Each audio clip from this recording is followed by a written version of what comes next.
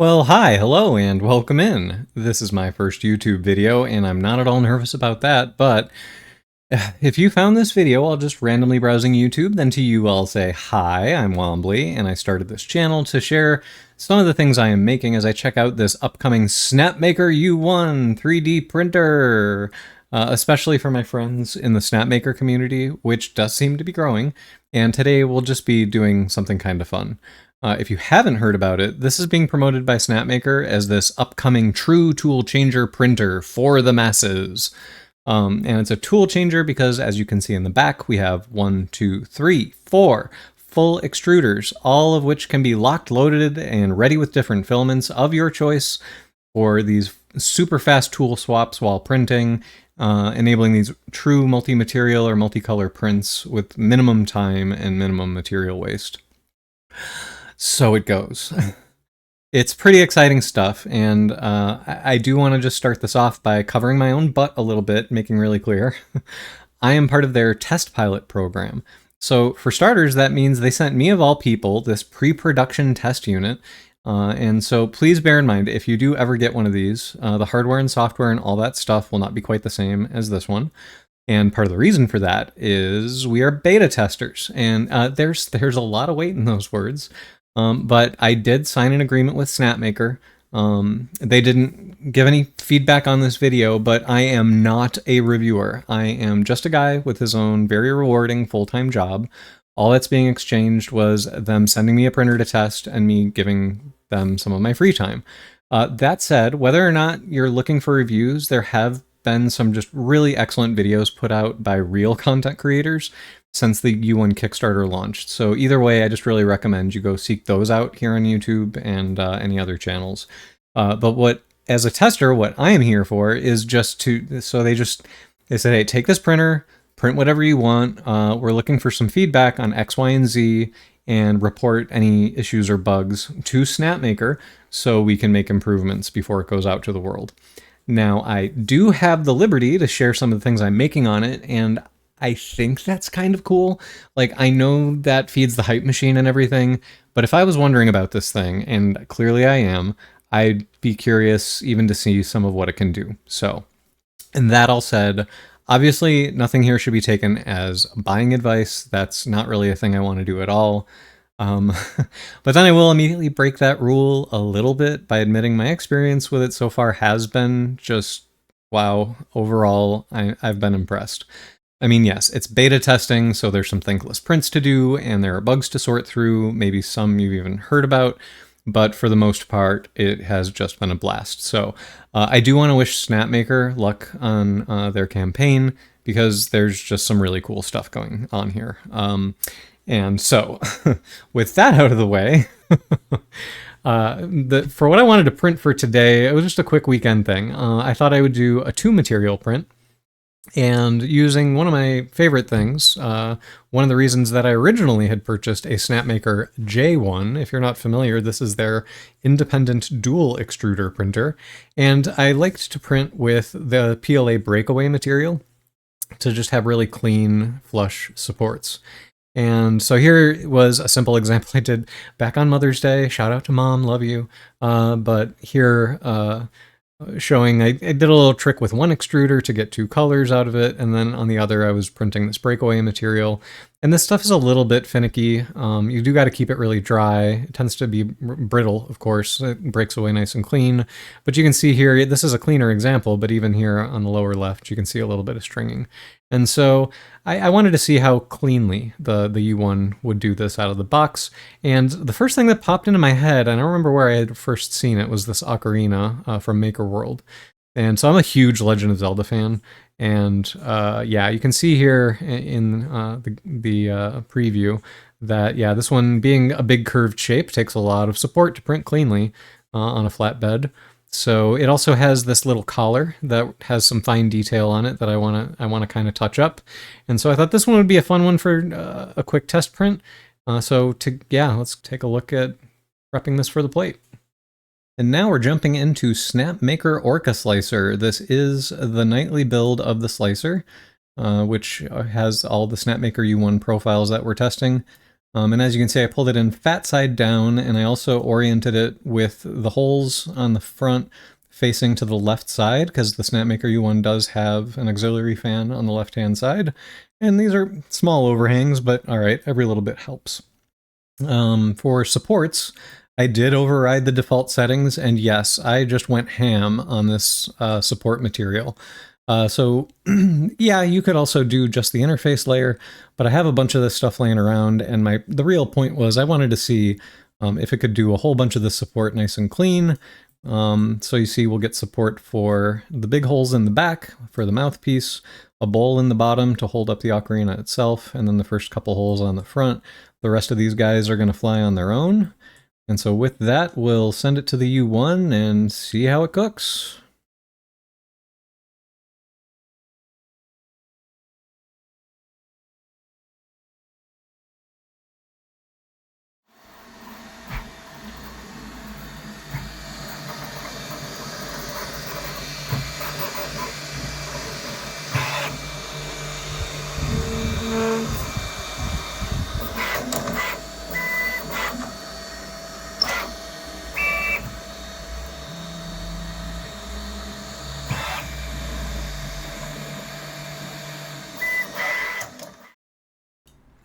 One thing I want to get ahead of as the bed drops down, you're going to see the poop tray in the back, and it's a really common question because it's supposed to be a poop-free printer, but you do get a single poop if you do flow calibration, load a filament, and sometimes when you start a print, but notice it doesn't poop while it's printing. And we're done. Voila. Let's get this on the counter and take a look. All right, and so here we are on the build plate, fresh off the presses. I think it looks really nice. So the breakaway support came out nice and clean. Let's see what we get now in terms of taking it off the build plate. Let's see if we can do it with supports. Crunchy. This breakaway is, if you never used it, really brittle stuff. And so let's see what we get when we peel this off the build plate. All right. Crumbles right away. No issues there. And you will get some little strings on there. So you do end up picking up the texture. So for example, you know, this obviously with the shape, the round shape that it's got, it's sitting in this bowl of printed filament. And like anything else, you do end up with a little bit of that texture being picked up on the surface of the print. But I went for full flush supports, and just with a little fingernail, we'll see if we can get all the little bits out of the crevices here. But there we go. One beautiful blue ocarina. All right, so now we're back in Orca Slicer, and we're just mocking up. We're just gonna mock it up. We're just gonna mock up this collar. So this is the collar that comes with the Ocarina STL package from MakerWorld, and as you can see, this is meant to be printed face down on the build plate in concentric ovals, and then it has a nice cutout of the Triforce in the side of it. Of course, I wanted to see, well, I think I need that to be yellow, because you need the golden Triforce, right? And so that's how it's meant to be printed. Don't worry, we will print it that way. But like, hear me out though. Hear me out. So we do have 4 extruders. So it is you should absolutely print this collar face down on the build plate, but like, I'm testing the printer, right? So like, hear me out. What if we did slice it this way? And this is it's a terrible idea for a number of reasons, and I think I had to use even the Arachne engine to slice this. Because when you do that, this thing is so skinny that as it gets up here, it's just extruding these like fraction of a thick wall, like really thin single contours to the side of the blue. It also gets really hard to paint the seams on it because the contour is a little complicated. Yeah, and it's a very inefficient way to print it this way too. Just some, I don't know, more unnecessary tool swaps and things like that. So this is really not the way to print it, but hear me out. I'm a tester, right? So maybe I should. And so I may have done that. I may have printed it that way. Because, like, just to see, right? And I will give credit to the U1. It did print it. It didn't come out super pretty. So we're not going to finish the Ocarina that way. This is a sacred object. It must be done correctly. So I'm going to hop over to Fusion, because we need to color in those triangles. All right, so now we are in Autodesk Fusion, because I'm sure there's 100 ways to do what I'm about to show, but Fusion is the hammer I know how to wield, so here we are. So yeah, we pulled the mesh in because I just am obsessed with having an embedded golden Triforce in my brown leather band. So to solve that problem, I just pulled the mesh into Fusion. We picked for each one of the triangles, I picked the 3 vertices to make the front of each triangle, and then we spin around to the back, and I did the same on the back of the mesh. And then for each one, I just ran a loft from the front triangle to the back triangle as a new body, and that gives us a filled in Triforce that I can now print onto my band. I'm going to skip over the slicing and printing. It's only a 10-minute print and an extremely short time lapse, but let's take a look at the print. Okay, yeah, that's it. Looks so much bigger on the monitor. Let's take a look, and then we can put this thing together and wrap up the video. But this is the collar, and this actually proved to be a fun and interesting one too, because this is just so small. It only took about 10 minutes to print. I was a little careful with slicing this guy, and maybe should have showed the slicing of it, because I did, and this will be some feedback for Snapmaker too, I did slow down, because you can slow down for small features, and checking with the calipers, these little triangles are only about 3 millimeters to a base. So yeah, I slowed down for small extrusions. I had also painted all of the seams to the back.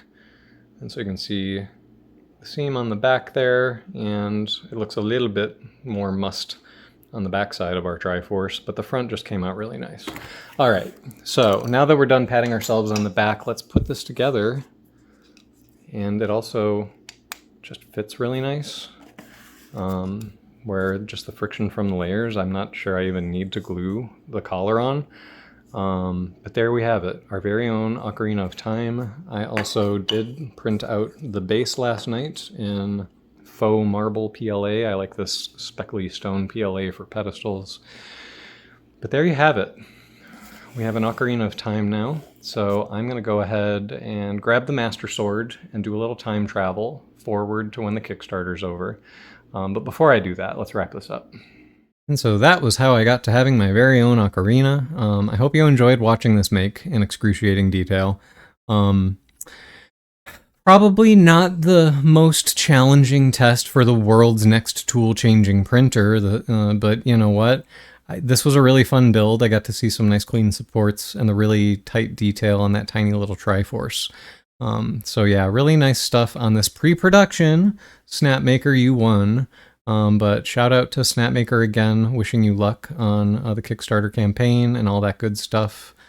Keep it up with this U1 thing. And yeah, I don't really have any designs on being a big YouTuber or anything, but I probably will do 1 or 2 more on the U1. So keep an eye out for that if you're interested. And in the meantime, thanks for watching!